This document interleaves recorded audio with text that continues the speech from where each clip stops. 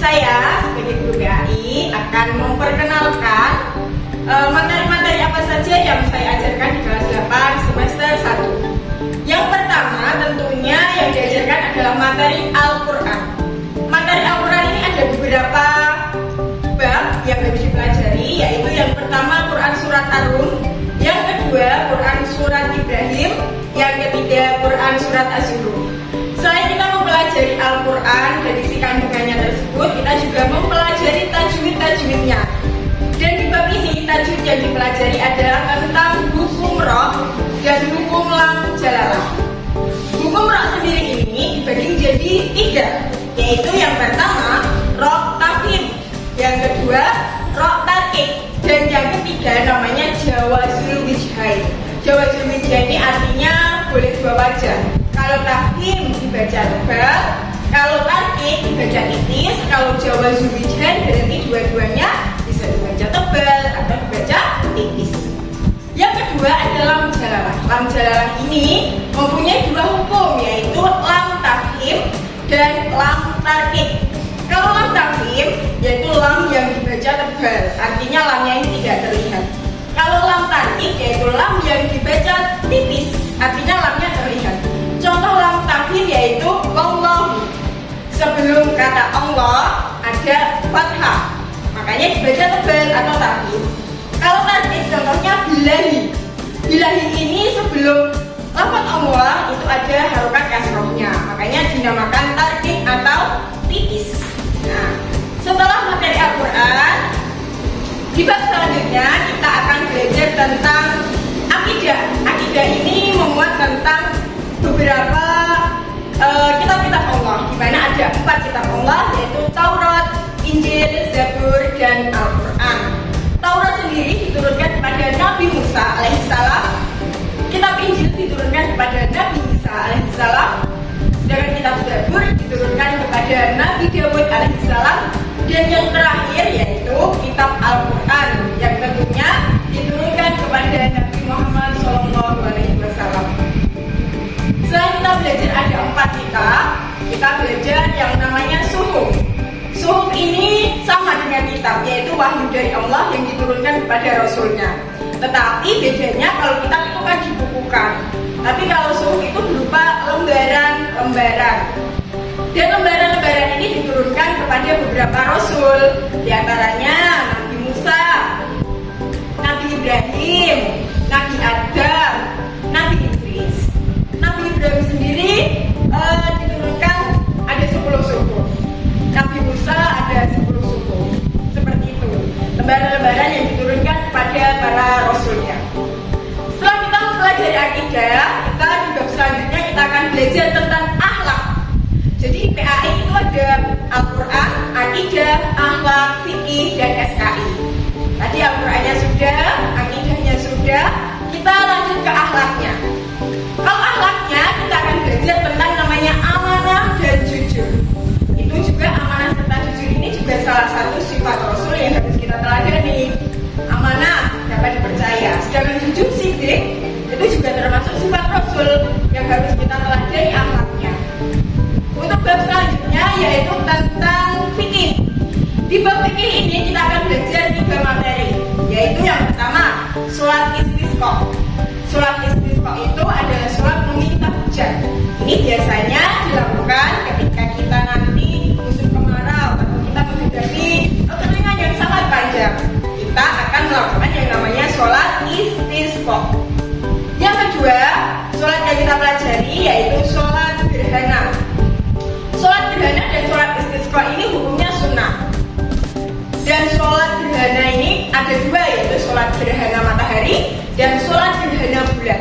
Kalau matahari namanya khusuf, pakai kaf, okay? Kalau gerhana bulan pakai khusuf, pakai kaf, khusuf. Nah, jadi bedanya itu. Terus yang ketiga itu sholat jenazah. Kita nanti juga akan praktek sholat bagaimana kita merawat jenazah, mulai dari mengkafani, memandikan, terus mensolati dan sebagainya. Itu yang akan kita pelajari di kelas 8 semester 1. Untuk bab terakhir yaitu SKI, Sejarah Kebudayaan Islam. Kita kalau di kelas 7 kita belajar tentang dinasti Umayyah. Di kelas 8 ini kita melanjutkan perjalanan peradaban Islam. Kita lanjut ke dinasti Bani Abbasiyah. Dinasti Bani Abbasiyah ini kita pelajari di 2 semester di kelas 8, yaitu melanjutkan perjalanan dinasti Abbasiyah. Seperti di kelas 8 kita belajar dinasti Bani Umayyah di Andalusia dan juga Damaskus. Begitu juga saat di kelas 8 kita belajar tentang dinasti Bani Abbasiyah. Untuk saat ini pembelajaran yang sudah kita lakukan yaitu tentang Al-Quran, di mana hukum roh, tarkib dan tauhid. Setelah saya mengajarkan materi kepada anak-anak, saya melakukan evaluasi atau mengukur tingkat kepahaman siswa melalui yang pertama, saya membagikan lembaran yang berisi salah satu ayat Al-Quran, lalu mereka harus mencari mana yang roh tafhim, mana yang roh tarkib, mana lam tafhim, mana lam tarkib. Masing-masing anak saya beri 1 lembar.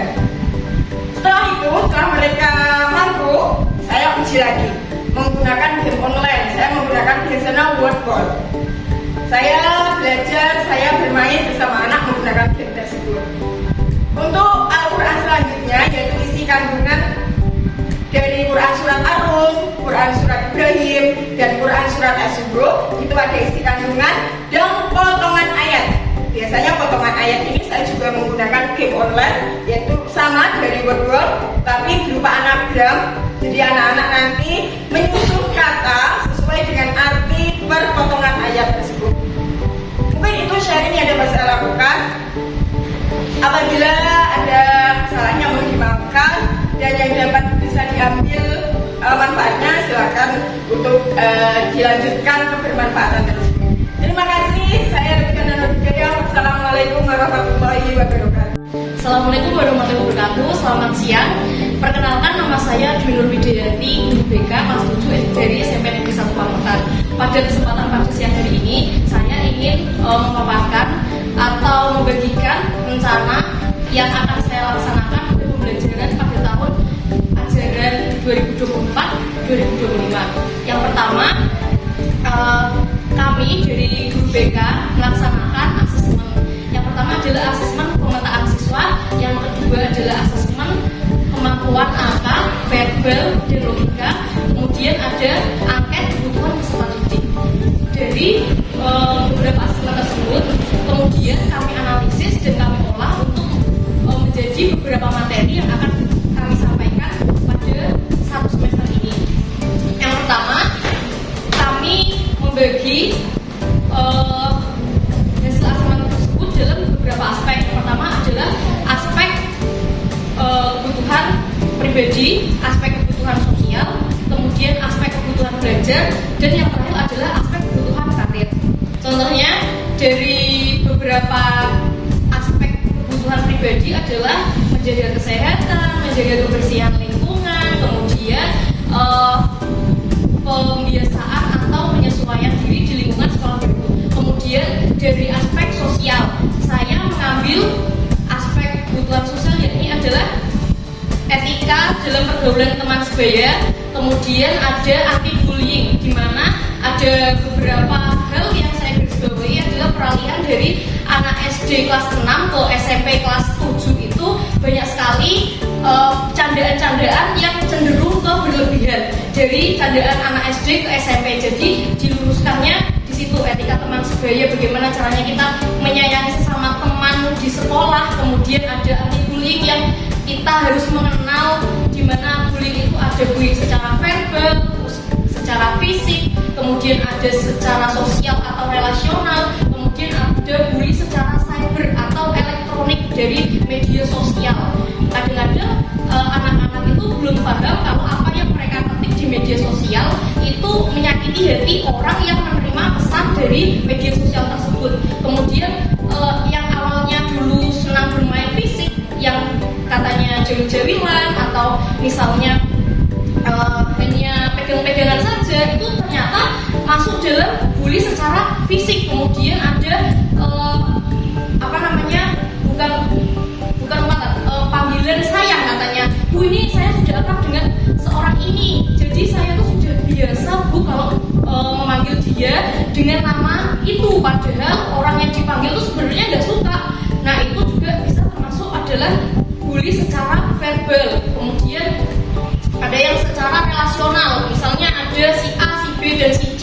Si A dan si B itu tidak suka, kemudian si B membuat si C itu juga tidak menyukai si A. Nah itu juga termasuk adalah salah satu bully secara relasional atau sosial yang akhirnya membuat si A ini dikucilkan. Kemudian secara belajar, dari aspek belajar saya mengambil gaya belajar, yakni salah satunya adalah gaya belajar auditory, visual, dan kinestetik, di mana anak-anak di kelas akan saya ajak untuk mengenal gaya belajar apa sih yang sesuai dengan strategi belajar mereka.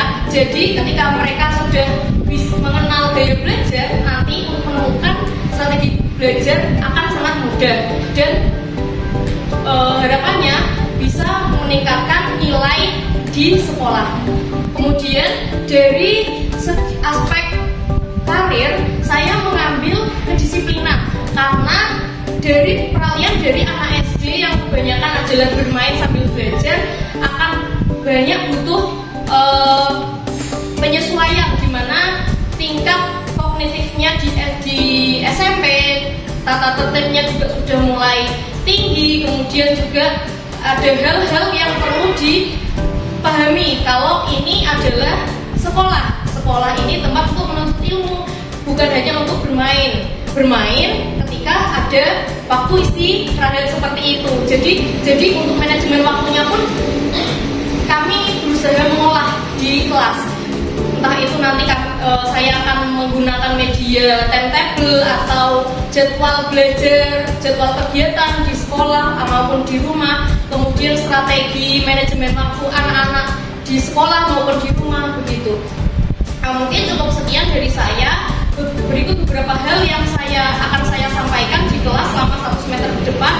Semoga apa yang saya sampaikan ini memberikan manfaat bagi kita semua. Terima kasih sebelumnya. Wassalamualaikum warahmatullahi wabarakatuh. Baik, assalamualaikum warahmatullahi wabarakatuh. Oke, ya perkenalan ya, saya Wahyu Dana Wicaksono, di sekolah dipanggil Pak Dadan.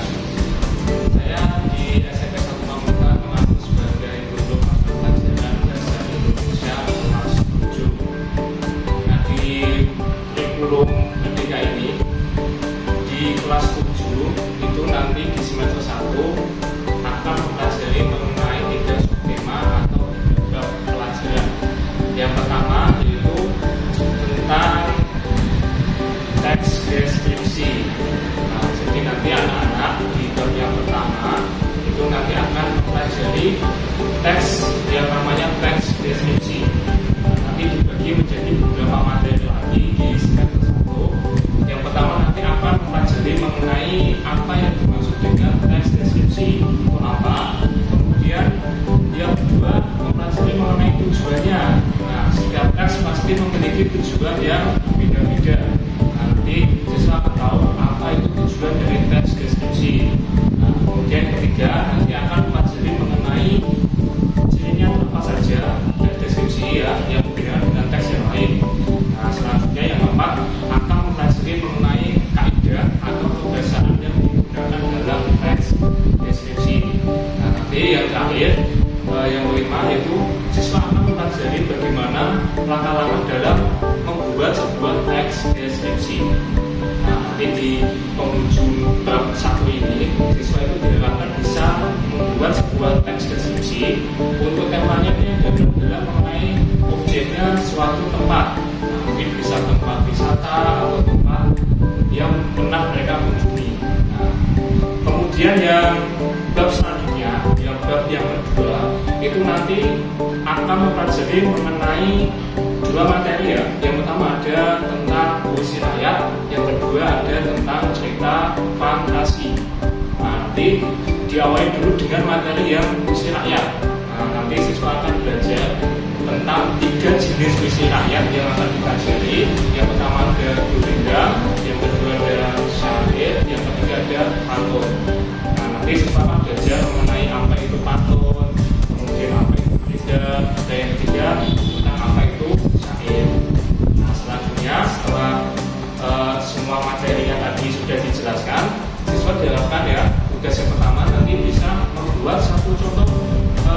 puisi rakyat. Nah, mungkin bisa berupa pantun atau bisa berupa gendang atau syair.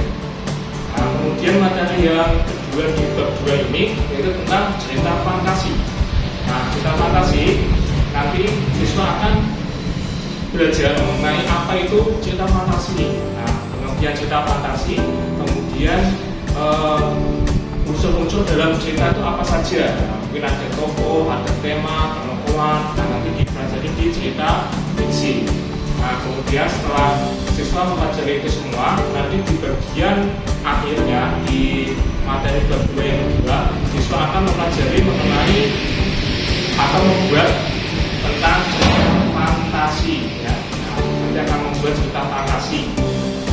Kemudian yang terakhir di bab yang ketiga di semester 1 yaitu siswa akan belajar materi tentang teks prosedur.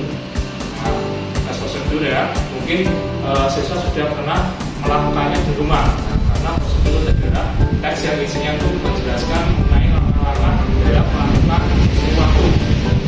Nah, nanti di bab yang ketiga ini siswa akan belajar mengenai apa itu teks prosedur. Nah, kemudian yang kedua akan belajar mengenai apa saja ya ciri-ciri dalam teks prosedur. Kemudian nanti yang ketiga bagian-bagiannya itu apa saja di dalam teks prosedur. Kemudian yang keempat nanti siswa diharapkan bisa membuat satu contoh teks prosedur. Kemudian setelah membuat teksnya, selanjutnya yang kedua siswa diharapkan bisa untuk praktek dalam melakukan sesuatu hal. Misal nanti siswa membuat teks prosedur tentang cara membuat sesuatu, entah itu makanan atau minuman. Setelah membuat teksnya jadi, nanti kita masuk fase yang kedua yaitu praktek. Yaitu siswa nanti akan mempraktekkan apa teks prosedur yang dirinya buat. Nah, itu tadi ya 3 bab atau 3 materi yang nanti akan siswa pelajari ya di kelas 7 untuk mata pelajaran bahasa Indonesia. Nah, mungkin itu yang bisa saya sampaikan. Saya akhiri dulu. Wassalamualaikum warahmatullahi wabarakatuh. Assalamualaikum warahmatullahi wabarakatuh. Perkenalkan, nama saya Sentilis Kusriani. Saya mengambil makro bahasa Inggris kelas 7. Saya di sini akan menjelaskan materi bahasa Inggris dalam 1 semester ini. Ada 3 chapter. Chapter yang pertama yaitu About Me.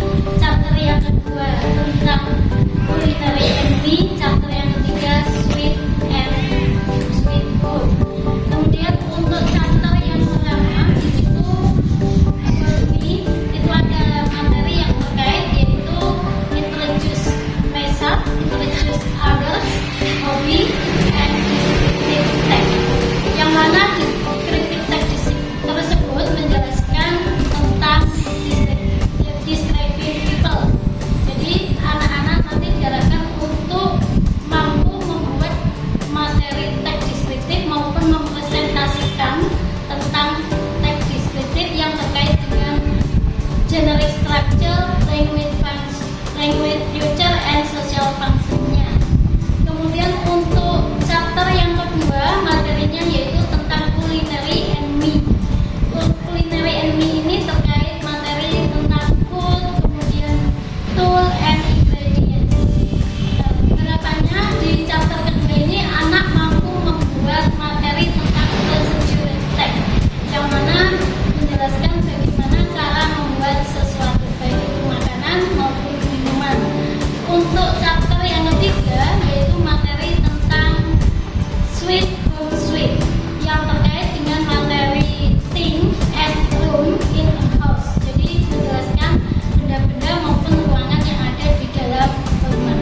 Kemudian anak mampu mendeskripsikan teks deskriptif yang berhubungan apa yang sedang dilakukan di rumah.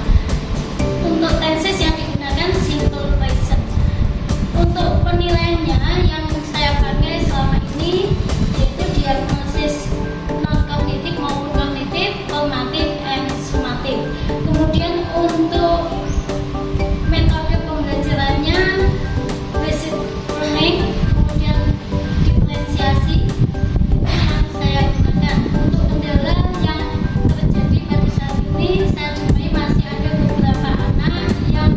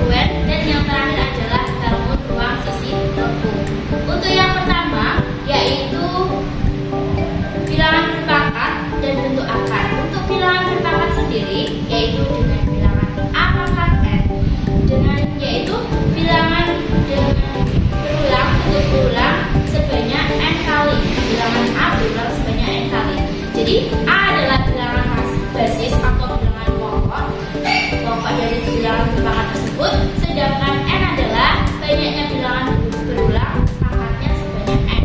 Nah, untuk bilangan berpangkat itu sendiri, yang pertama adalah bilangan berpangkat bulat positif. Nah, untuk bulat positif ini sendiri, yang kedua adalah sifat-sifat bilangan berpangkat. Untuk sifat-sifat bilangan berpangkat atau bilangan bulat positif berpangkat, yang pertama adalah sifat perkalian, yang kedua adalah sifat pembagian, yang ketiga adalah bilangan berpangkat dengan perpangkatan kembali atau perpangkatan kembali. Nah, untuk selanjutnya adalah bilangan pangkat 0 dengan hasilnya yaitu 1. Selanjutnya bilangan pangkat negatif, dan yang terakhir adalah bilangan pangkat pecahan atau akar itu sendiri. Nah, untuk yang kedua yaitu sebab bentuk akar. Untuk bentuk akar sendiri itu ada beberapa sifatnya sama. Yang pertama adalah penjumlahan, atau yang pertama harus menyederhanakan terlebih dahulu bentuk akar itu sendiri. Yang kedua adalah penjumlahan ataupun pengurangan bentuk akar. Yang ketiga adalah perkalian bentuk akar. Yang keempat adalah pembagian, dan yang terakhir adalah merasionalkan bentuk akar pecahan dari bentuk akar itu sendiri. Merasionalkan pecahan dari bentuk akar.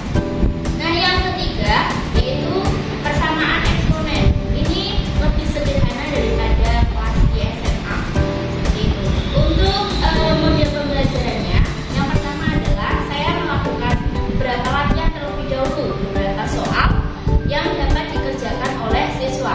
Nah, dari soal-soal tersebut, siswa dapat gambaran jenis-jenis soal yang berbeda dari bab bilangan berpangkat ini. Kemudian, untuk soal tersebut, siswa dapat mengembangkan sendiri, membuat soal. Kemudian, siswa juga dapat menyelesaikan soal tersebut. Jadi, yang saya lakukan adalah saya menunjuk siswa terlebih dahulu, satu anak. Kemudian, siswa tersebut menuliskan atau membuat soal di papan tulis. Untuk soal itu dikerjakan oleh temannya sendiri. Nah, soal itu dikerjakan teman yang ditunjuk, di mana soal yang teman yang ditunjuk itu harus mengerjakan soal tersebut. Nah, setelah temannya mengerjakan soal, kemudian teman yang mengerjakan soal tersebut dapat menunjuk teman lainnya untuk membuat soal kembali, yaitu dengan soal yang berbeda. Dari model ini, siswa dapat yang pertama adalah membuat soal, di mana siswa tidak hanya mengerjakan soal sendiri, tapi juga membuat soal sendiri. Kemudian yang kedua adalah di mana siswa merasa tertantang oleh soal yang diberikan temannya sendiri. Kemudian yang ketiga adalah siswa dapat belajar dengan temannya sendiri ataupun bertanya dulu jika dalam kesulitan dalam mengerjakan soal tersebut. Kemudian soal-soal tersebut ada beberapa hambatan. Hambatan yang pertama adalah soal yang ditulis itu terkadang lebih sulit daripada guru yang diberikan. Kemudian soal tersebut juga ada beberapa yang tidak dapat dikerjakan karena soal tersebut siswa sendiri yang membuat. Nah, untuk soal tersebut kadang tidak dapat dikerjakan sehingga anak itu pada bingung sendiri. Sehingga di sini peran guru adalah menjelaskan kembali kenapa soal tersebut sulit, sehingga sulit dikerjakan dan kesalahannya letaknya di mana. Seperti itu. Untuk selanjutnya, dari beberapa soal tersebut, siswa dapat menyelesaikan soal, membuat soal, dan bertanya kepada temannya sendiri jika kesulitan ataupun kepada guru, sehingga dapat mengerjakan beberapa jenis soal yang berbeda karena beragam dari soal dari siswa. Hambatannya juga anak hanya fokus pada soal yang diberikan pada temannya. Jadi guru dapat memberikan pengarahan kepada siswa untuk semua soal dapat dikerjakan sendiri di buku, ditulis, sehingga siswa dapat mengerjakan semua jenis soal yang dikerjakan atau diberikan dari teman. Sekian dari saya.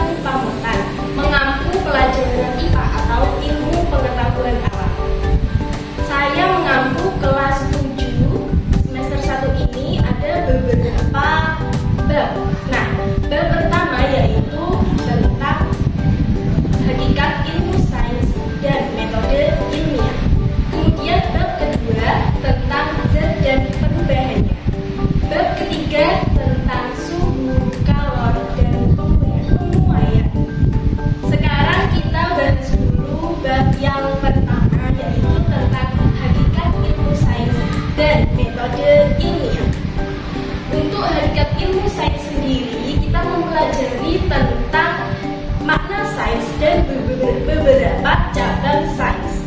Nah, kemudian setelah apa itu sains, kita menuju ke laboratorium IPA yang mana mempelajari tentang beberapa alat-alat laboratorium, kemudian simbol-simbol yang ada dalam laboratorium, di antaranya simbol untuk keselamatan kerja di dalam laboratorium. Kemudian ada subbab yaitu merancang percobaan, yang mana dalam merancang percobaan tersebut harus mengetahui beberapa langkah metode ilmiah. Setelah itu ada subbab pengukuran. Nah, dalam subbab pengukuran ini kita akan diajari masalah besaran dan juga saluran serta beberapa alat ukur yang sesuai.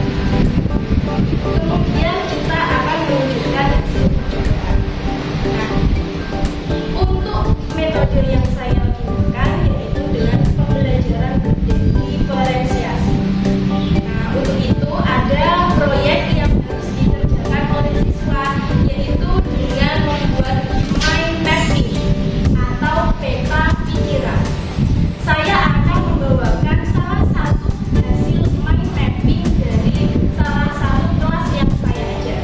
Yang pertama, mind mapping dari cabang-cabang ilmu sains. Cabang ilmu sains yang pertama ada biologi, kemudian ada fisika, ada juga astronomi, geologi, ekologi, dan juga kimia. Nah, anak di sini akan menjelaskan apa itu artinya biologi dan juga beberapa contoh dari yang berhubungan dengan cabang-cabang ilmu sains tersebut. Kemudian setelah cabang-cabang ilmu sains, kelompok selanjutnya membahas tentang alat-alat laboratorium dan juga fungsinya. Di sini anak membuat mind mapping tentang alat laboratorium dengan cara mengeprint gambar-gambar alat lab, kemudian menulis fungsinya. Nah, setelah alat-alat laboratorium, kelompok selanjutnya mind mapping tentang simbol-simbol laboratorium. Simbol-simbol ini maksudnya adalah simbol keselamatan kerja. Ada simbolnya yang juga di-print, kemudian ada maksud atau makna dari simbol tersebut. Setelah simbol-simbol laboratorium, kelompok selanjutnya yaitu tentang langkah metode ilmiah. Di sini anak menjelaskan tentang beberapa langkah metode ilmiah. Selanjutnya ada yang terakhir yaitu tentang alat ukur. Beberapa alat ukur yang digunakan dalam pengukuran. Nah, ketika membuat proyek tersebut tentu saja ada beberapa kendala. Yang pertama, beberapa desa di sekitar kampung itu ada yang tidak menyediakan toko print-printan. Nah, padahal proyek tersebut membutuhkan print untuk ditempelkan ke proyeknya. Bagaimana solusinya? Solusinya yaitu dengan titip temannya. Nah, ada beberapa teman yang tinggalnya di kota dan ada fasilitas print-printan tersebut. Jadi anak yang di desanya tidak ada print-printan dapat menitip temannya yang di lingkungannya ada print-printan. Kemudian ketika melaksanakan proyek atau membuat proyek, anak itu biasanya kadang tidak kondusif. Nah, kenapa kok tidak kondusif? Yang pertama, ada yang mengganggu temannya atau kelompok lainnya. Nah, bagaimana solusinya?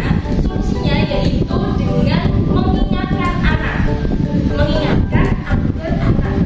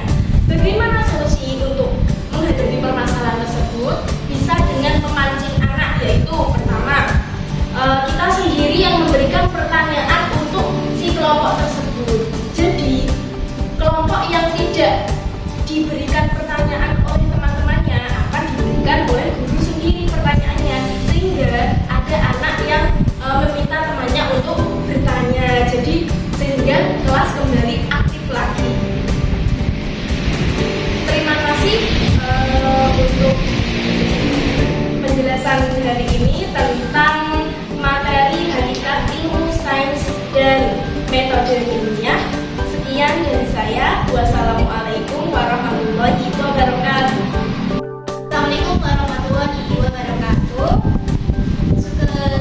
Siap, makanan senang ngobrol ini pulau atau mapal tujuh kelas 10 anak sekarang ganti beriko pulau gadang sekawan materi beriko yang akan saya buatkan materi legenda beriko jelasan utawi jelasan mengenai asal usul salah satu jenis salah berikut legenda beriko buatan unsur inspirasi ingkang setunggal beriko tema jelasake buatan bundaran pokok cerita utawi legenda beriko gadai pokok nomor kali beriko buatan parago unggul dipun sebar kalian toko buatan toko protagonis antagonis lan antagonis.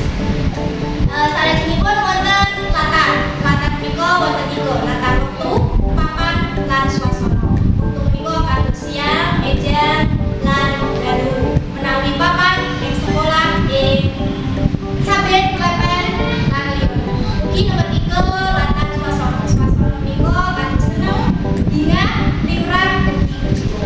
Lajeng wonten malih alur wonten alur maju lan alur mundur ugi alur campuran. Lajeng ingkang pungkasan wonten amanat ugi pitutur luhur. Menika panulis gadhahi pesan dhateng pamaos punapa ingkang kedadipun saged dipun tuladhani wonten ing crita menika. Salajengipun materi ingkang nomor kalih inggih punika wonten teks ulang rek Kumpul Pangkur.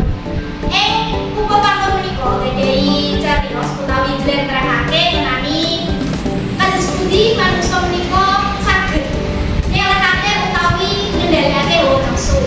Ingkang bekasipun manungsa boten sae anggenipun kedah nuruti utawi punapa ingkang dipun kekarepaken manah menika dipun karepake ananging kedah wonten kesaenan ugi kalepatan wonten ing priyantun menika. Salebetipun Kumpul Pangkur kita ugi sinau ngenani paugeran ingkang beda wonten guru gotrok. Guru gotrok menika cacahipun baris utawi laret wonten ing setunggal pondok. Nomor kalih menika wonten guru wilangan. Guru wilangan menika dipun kintung punapa ingkang dados wandhanipun utawi suku kata. Lajeng ingkang kidul menika guru wilangan, guru gotor lan guru lagu. Nah, menika guru lagu menika wonten vokal nggih, guru vokal ing pungkasan lare utawi ing pungkasan sabetanipun. Paugeran itu menika kedah dipun ugemi utawi dipun perhatekake nalika nyerat utawi rekto anggenipun rekto cekapan wonten ing serat ulangan. Nomor 3 menika wonten materi berita utawi pawarta. Nah, wonten ing berita menika wonten informasi ingkang ngemot kedadian utawi informasi wonten ing sawijining panggonan. Menika wonten unsur-unsuripun ingkang bangun ingkang saged ngemot berita menika. Inggih menapa menika wonten unsur 5W setunggal. Ingkang sepindhah menika wonten apa? Apa beritane? Tentang apa nggih? Diletrehake berita tentang apa? Perkale sapa? Sinten ingkang kalebet utawi sinten ingkang wonten ing salebetipun berita menika wau. Ugi saged naminipun tiyang, naminipun sumber. Nomor 3 menika kapan kedadianipun berita menika. Sekawan menika wonten ing pundi? Mapan ing pundi berita menika kedadosan? Wekdal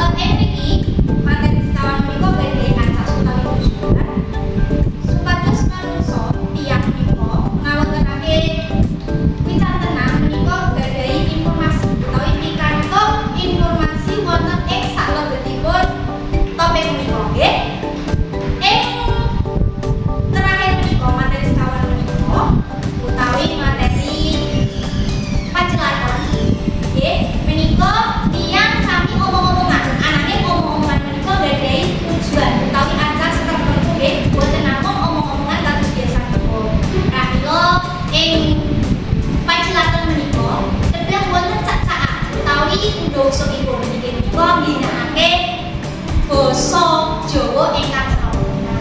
Ing basa Jawa menika kanggenipun wicataken tiyang nen kali tiyang sepuh menika wonten cacakanipun. Lan menika kangge napa ingkang sepindhah kangge kagem hukum lan ragam krama. Ragam hukum menika dipunake dhateng tiyang ingkang sedherhana sawantara menika kanca kalih kancanipun. Lajeng menawi ingkang krama dipunake kalih tiyang sepuh menika. Mekaten saking kula menawi wonten kalepatan anggenipun matur, kula nyuwun pangapunten ingkang sakatipun. Matur nuwun. Wassalamualaikum warahmatullahi wabarakatuh. Assalamualaikum warahmatullahi wabarakatuh. Saya Mas Puan menyampaikan materi kelas 7 semester 1 kurikulum merdeka mata pelajaran IPS. Capaian pembelajaran atau materinya antara lain yang pertama tentang lokasi. Lokasi atau letak suatu wilayah bisa ditinjau dari letak astronomis, letak geografis, dan letak geologis. Letak astronomis, letak suatu wilayah berdasarkan garis lintang dan bujur. Letak geografis, letak suatu wilayah berdasarkan kenyataan di muka bumi. Sedangkan letak geologis adalah letak suatu wilayah berdasarkan struktur geologis atau struktur tanah. Materi kedua yaitu tentang interaksi antar wilayah. Antara wilayah satu dengan yang lain memiliki potensi yang berbeda yang menyebabkan adanya saling interaksi atau saling membutuhkan, sehingga terjadi hubungan antara wilayah satu dengan yang lain dalam rangka untuk memenuhi kebutuhan. Materi yang ketiga yaitu cuaca dan iklim. Cuaca adalah keadaan udara pada suatu saat pada suatu tempat. Sedangkan iklim adalah rata-rata cuaca dalam jangka waktu yang lama dan di wilayah yang luas. Cuaca dan iklim sangat berpengaruh di dalam bidang pertanian, bidang perhubungan, dan sebagainya. Kemudian bencana alam. Indonesia dilihat dari letak geologisnya memiliki banyak potensi bencana alam, baik gempa bumi maupun gunung meletus. Kemudian materi berikutnya yaitu kegiatan ekonomi. Kegiatan ekonomi adalah segala usaha yang dilaksanakan manusia dalam rangka untuk memenuhi kebutuhan. Kegiatan ekonomi digolongkan jadi 3, yaitu kegiatan produksi, kegiatan distribusi, dan kegiatan konsumsi. Kegiatan produksi, kegiatan menghasilkan, menambah nilai barang atau jasa sehingga dapat memenuhi kebutuhan. Kegiatan distribusi, kegiatan menyampaikan barang atau jasa dari produsen ke konsumen. Kegiatan konsumsi, kegiatan memanfaatkan, kegiatan menghabiskan, kegiatan memakai sehingga kebutuhan terpenuhi. Berikutnya yaitu tentang interaksi sosial. Interaksi sosial adalah hubungan timbal balik antara individu dengan individu, individu dengan kelompok, kelompok dengan kelompok. Interaksi sosial bisa dapat tercapai jika ada kontak sosial, ada komunikasi, kemudian ada sarana. Yang berikutnya yaitu tentang sumber sejarah. Sumber sejarah bisa diambil dari para tokoh, bisa dari sumber sejarah itu sendiri, kemudian hasil budaya, dan sebagainya. Kemudian capaian pembelajaran yang kedua antara lain yaitu tentang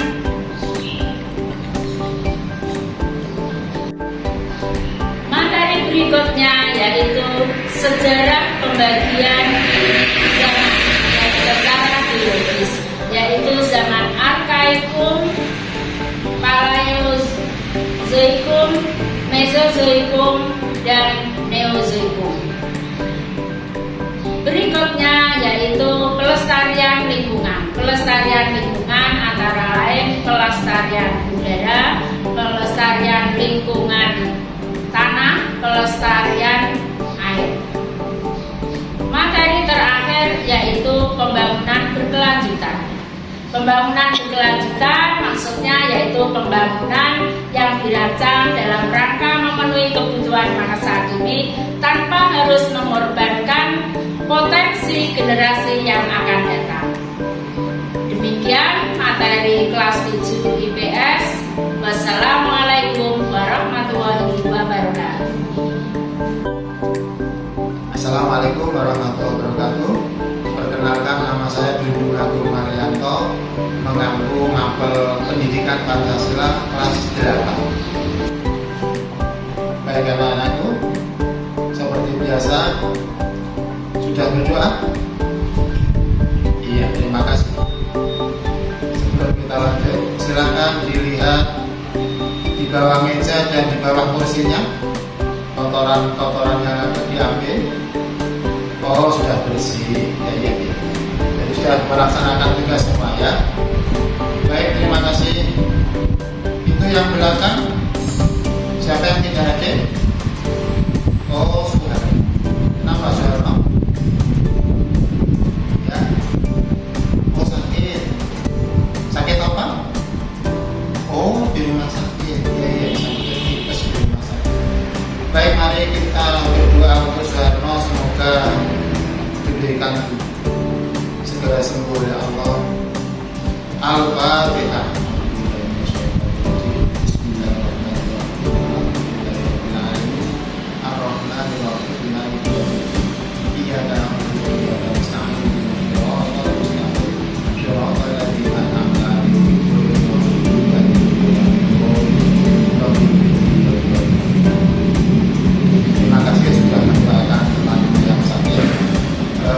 Biasakan untuk berdoa mendoakan orang, karena keistimewaan mendoakan orang adalah sebelum Allah memberikan doa kepada mengabulkan doa teman kita, maka doa itu akan diberikan kepada kita terlebih dahulu, sehingga berlomba-lombalah berdoa yang mana sama saja dengan mendoakan diri kita sendiri.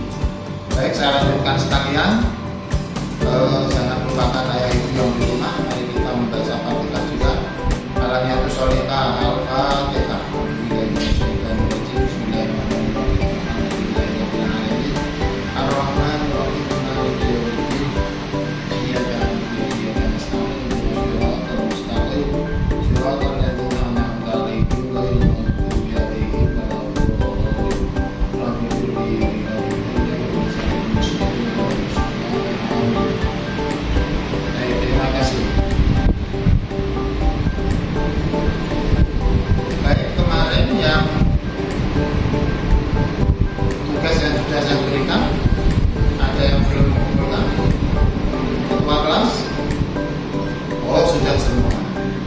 Baik, terima kasih. Mestinya begitu, kalau kita mendapatkan tugas, maka semua tugas harus segera kita selesaikan, sehingga kalau ada apa-apa tidak terlambat. Baiklah, sebelum kita melanjutkan seperti biasa, ada hal-hal baru yang ingin kalian sampaikan. Ya, biasa kalau ada hal baru, cerita menarik, mungkin ada yang kalian sampaikan seperti biasa. Nah, nggak ada ya. Baik, terima kasih. Mari kita lanjutkan buka buku halaman 1. Apa yang kalian lihat di halaman 1? Iya, betul. Gambar burung Garuda Pancasila. Apakah burung Garuda Pancasila itu? Iya, lambang negara kita. Baik,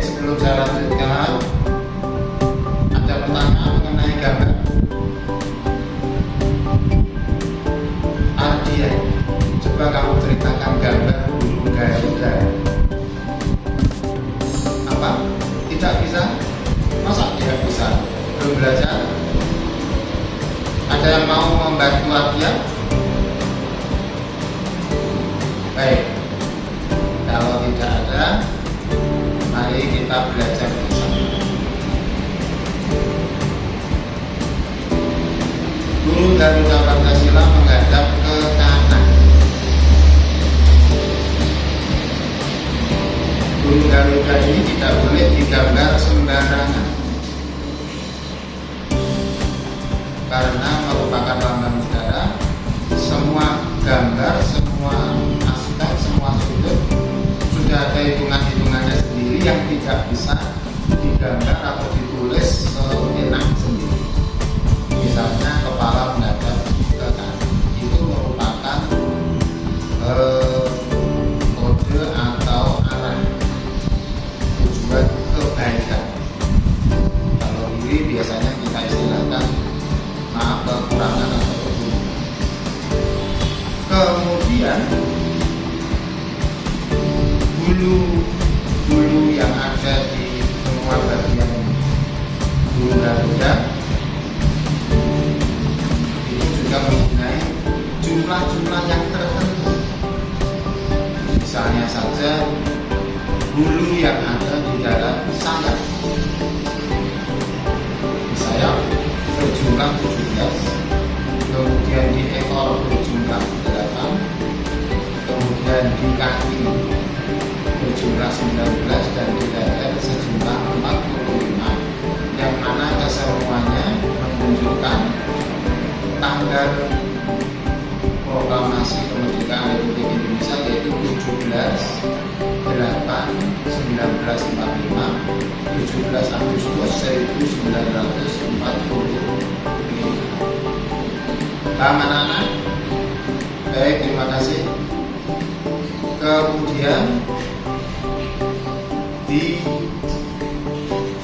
dada burung Garuda ada perisai, yang mana perisai itu di dalamnya menggambarkan lambang-lambang sila-sila Pancasila.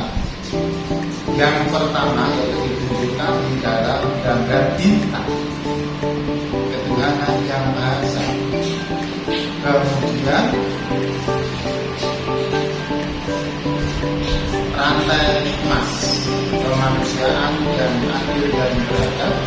Kemudian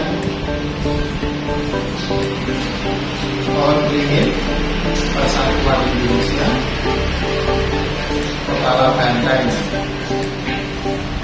kerakyatan yang dipimpin oleh hikmat kebijaksanaan dalam kemusyawaratan keluarga, dan pagi kawan simulasi.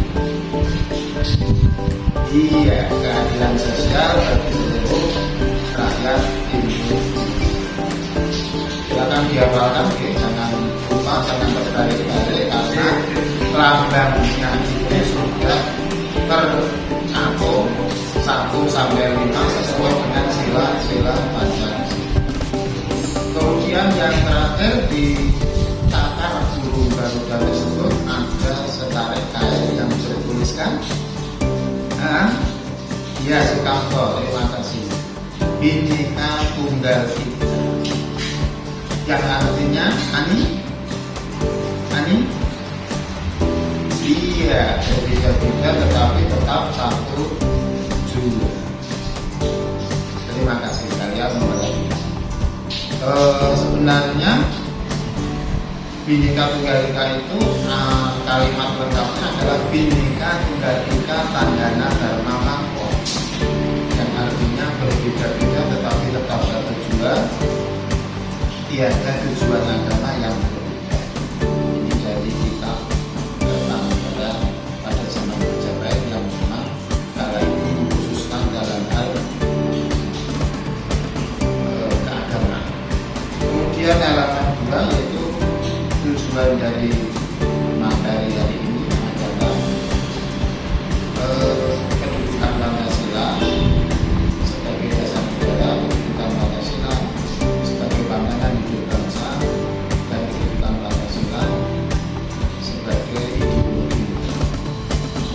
di halaman 4 kalian halaman 3 kalian lihat di situ kedudukan Pancasila dipraktekkan di dalam kehidupan berkeluarga, di sekolah, dan di masyarakat. Nah, nanti akan kita uraikan secara rinci. Di halaman 4 dan 5 kita melihat gambar Yuliana Nasir dan siapa? Iya, mereka adalah pemain nasional bulu tangkis kita yang berhasil menyumbangkan medali emas di Olimpiade Rio de Janeiro di Brasil. Keunikannya adalah mereka ini keduanya hampir semuanya berbeda, jenis kelamin jelas putra dan putri. Kemudian agama mereka berbeda, yang satu beragama Islam, yang satu beragama Kristen. Kemudian dari suku juga beda, yang satu dari Jawa, yang satu dari Nah, ininya bisa kita ambil bahwasanya perbedaan apapun tidak perlu kita perlebar. Yang penting adalah tujuan dari apa yang kita inginkan dari persatuan perbedaan itu, sehingga kita bisa mencapai tujuan itu dengan sukses seperti yang disampaikan oleh Tantowi Ahmad dan Yuliana. Sekarang tugas untuk besok, silahkan tulis prestasi kalian terbaik kalau ada, dan tulis di dalam buku, kemudian di foto dan dikirimkan ke nomor WA saya. Biasa sudah saya kirim di grup ya. Baik anak-anak, ada pertanyaan? Tidak ada? Terima kasih. Wassalamualaikum. Terima kasih. Wassalamualaikum warahmatullahi wabarakatuh. Assalamualaikum warahmatullahi wabarakatuh. Perkenalkan, nama saya di sini saya mengajar seni budaya dengan materi yang pertama di semester 1 ini. Yang pertama tentang teknik vokal. Teknik vokal itu nanti meliputi yang ada teknik pernapasan. Teknik pernapasan itu ada 3 macam. Yang pertama teknik pernapasan dada, kemudian pernapasan perut, yang ketiga pernapasan diafragma. Yang pertama ada teknik pernapasan dada. Pernapasan dada menghasilkan nada-nada rendah. Jadi pernapasan dada ini kalau digunakan untuk menyanyi kurang cocok ya, karena menghasilkan nada rendah. Yang kedua yaitu pernapasan perut. Pernapasan perut ini menghasilkan nada tinggi, sama seperti yang pertama pernapasan dada tadi. Pernapasan perut ini juga kurang cocok digunakan untuk menyanyi karena hanya menghasilkan nada tinggi. Kemudian yang ketiga ada pernapasan diafragma. Pernapasan diafragma ini bisa juga dikatakan penggabungan dari kedua pernapasan tadi, yaitu pernapasan dada dan perut. Karena penggabungan dua tadi, kita bisa menyimpan dua tempat udara, yaitu di dada dan di perut. Jadi bisa menghasilkan nada rendah dan nada tinggi waktu menyanyi. Nah, sebelum kita lanjut di teknik vokal, tadi ada teknik pernapasan. Sekarang yang kedua itu teknik vokal. Nah, teknik vokal ini juga ada 3 macam. Yang pertama ada artikulasi. Artikulasi itu pengucapan kata demi kata yang baik dan jelas. Misalnya pengucapan huruf vokal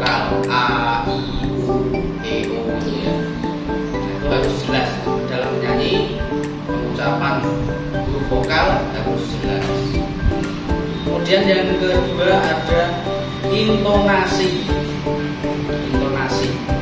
Intonasi itu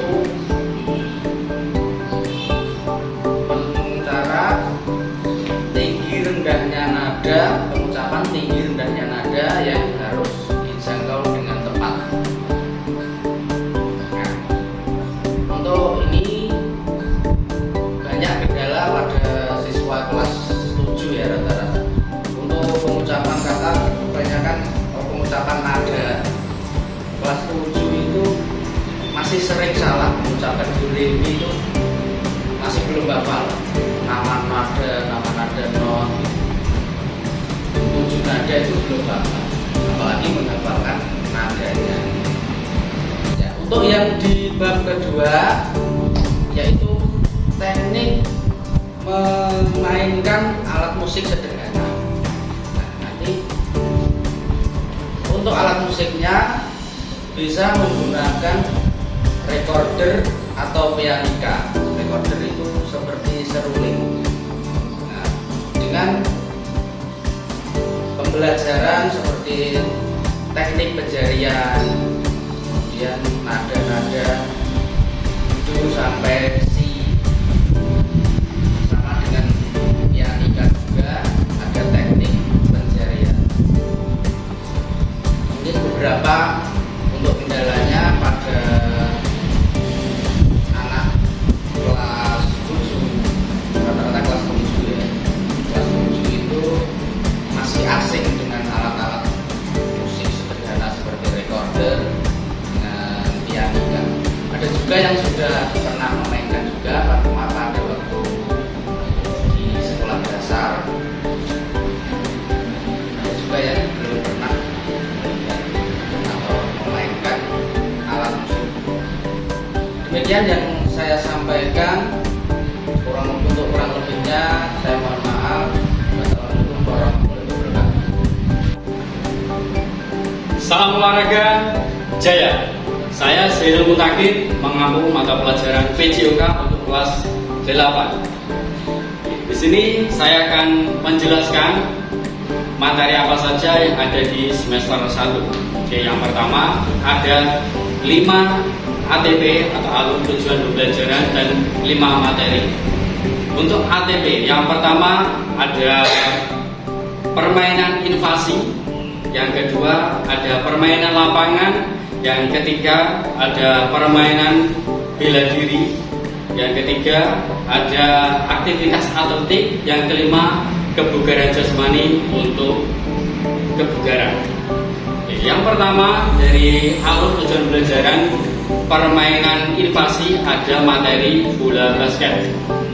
Saya jelaskan dulu untuk permainan bola basket. Di sini untuk pengetahuannya saya akan menjelaskan mulai dari berbagai macam teknik dasar dan juga bagian-bagian dari lapangan bola basket.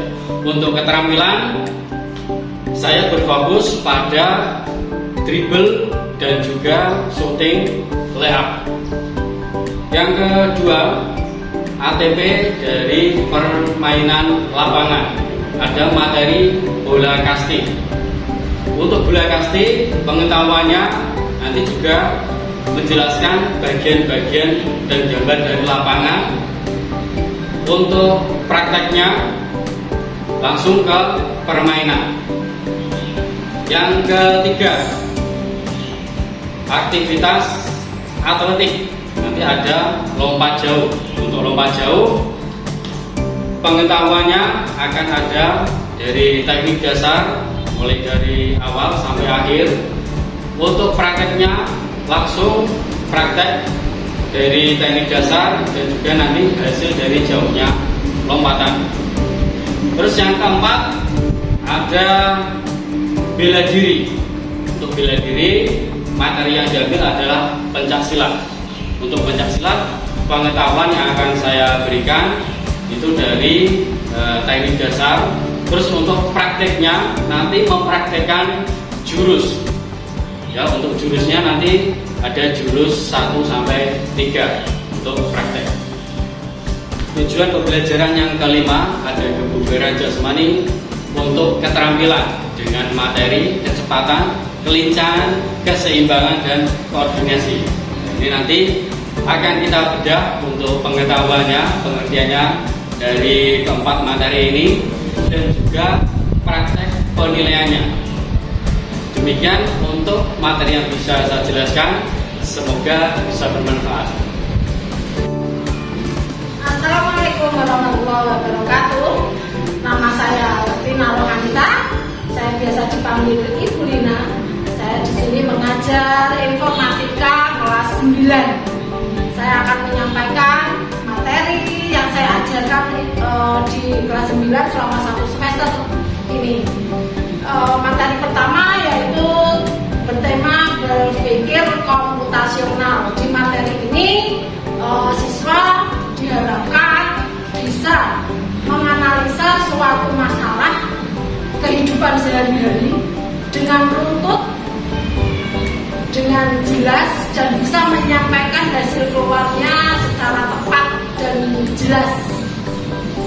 Untuk bab kedua di kelas 9 informatika akan mempelajari materi tentang teknologi informasi dan komunikasi yang berisi tentang dasar atau mulai mengenal komputer, diantaranya menggunakan aplikasi perkantoran, salah satunya adalah Microsoft Word untuk membuat surat menyurat, Microsoft Excel sebagai pengolah data, membuat grafik, membuat nilai rata-rata, peringkat, dan sebagainya.